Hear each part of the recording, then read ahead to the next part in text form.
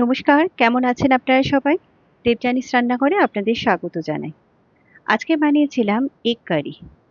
একটা simple ingredients add করেও এই এগ কারির টেক্সচার এবং টেস্ট দুটোই কিভাবে চেঞ্জ হয়ে যেতে পারে, আজকে কিন্তু সেই রকমই একটা রেসিপি বানিয়েছিলাম। কি? সেটা জানতে হলে কিন্তু পুরো ভিডিওটা দেখতে হবে।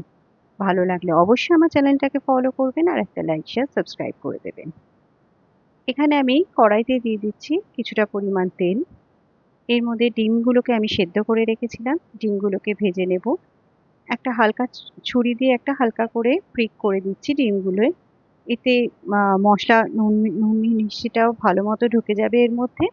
আর এখানে কিন্তু তেলের মধ্যে অনেক সময় ডিম দেওয়ার সাথে সাথে সেটা ফেটে যেতে পারে, সেটাও ফাটবে না। এখানে সামান্য একটু নুন আর হলুদ দিয়ে এটাকে ভালো মতো লাল করে ভেজে নেব। এটা ভাজা হয়ে গেছে, এটাকে তুলে রাখছি। এবার এই তেলের মধ্যেই আমি আলুটাকেও সেদ্ধ করে রেখেছিলাম। আলুটাও এখানে একটু ভালো মতো ভেজে নেব। এর মধ্যে দিয়ে দিচ্ছি নুন। এটাকে ভালো করে ভেজে নেব।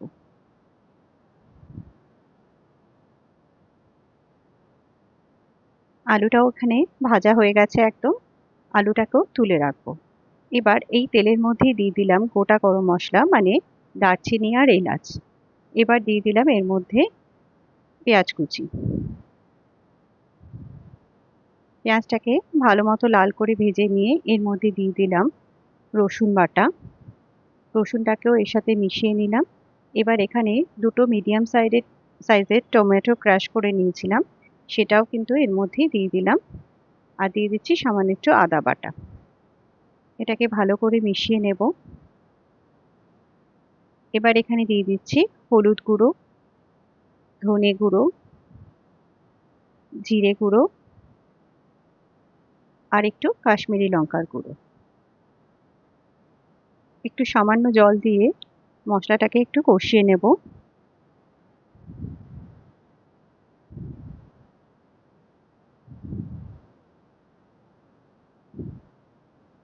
এবার এখানে দিয়ে দিচ্ছি পুদিনা পাতা বাটা।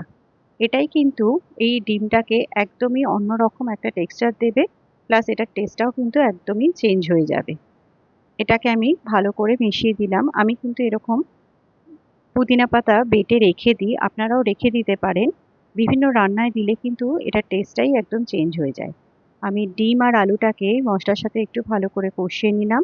দিয়ে দিলাম কাঁচা লঙ্কা চিড়ে। এবার এখানে দিয়ে দিচ্ছি পরিমাণ মতো জল। যতটা কারি আপনারা রাখতে চান সেরকমভাবেই জলের পরিমাণটা দেবেন। এবার এখানে দিয়ে দিচ্ছি পরিমাণ মতো একটু নুন।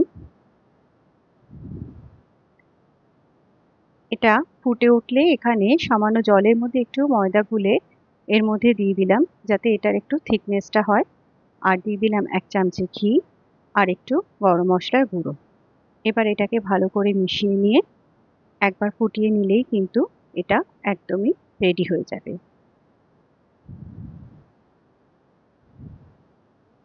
ব্যাস, এটা কিন্তু একদম রেডি হয়ে গেছে।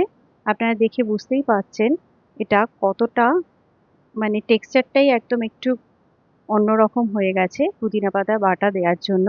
এবং খেতেও কিন্তু একদমই অন্যরকম লাগবে। গরম ভাতে এর কোনো জুড়ি মেলা ভার। অবশ্যই একবার বানিয়ে দেখবেন।